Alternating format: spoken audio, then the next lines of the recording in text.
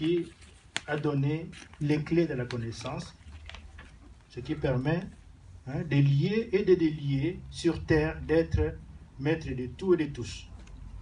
Un des articles des décrets papaux qu'on a appelé Dictat de Papé, à la base de l'institution papale, stipule que le pape ne doit être jugé par personne, mais il peut juger et surtout condamner tout le monde. C'est de là qu'il tire ce que l'on appelle l'infaillibilité. Dès lors, toute décision, tout décret qu'il prend est opposable à tous sans exception.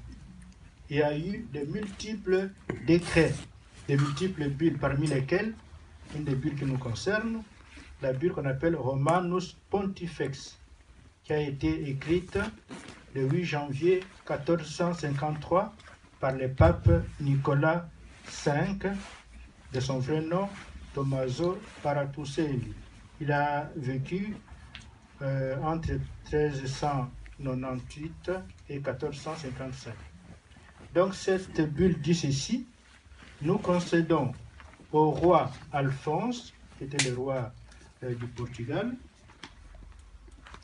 la faculté pleine et entière d'attaquer, de conquérir, de vaincre, de réduire et de soumettre tous les Sarrasins, c'est-à-dire les nègres, païens et autres ennemis du Christ, qui qu'ils soient, avec leurs royaumes, duchés, principautés, domaines, propriétés, membres et immeubles, tous les biens par eux détenus, de réduire leur personne en servitude perpétuelle. Et donc c'est à la suite de cette bulle-là que les razzias négrières, la traite et l'esclavage se sont mises en place. C'est donc du pouvoir délié, de délier, pouvoir absolu reçu de Dieu, pouvoir que le pape transfère ensuite aux Européens, par cette bulle-là et d'autres, que le racisme anti-noir est né.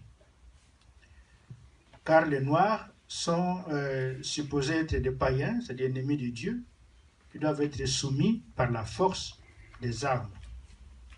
Et à partir de cela, vu surtout que le pouvoir papal s'appuie sur l'impunité, donc à partir au XVIIe, XVIIIe, XIXe siècle, s'est développée en Europe la théorie des races, qui encore une fois est une invention de l'esprit et qui doit s'imposer à la nature.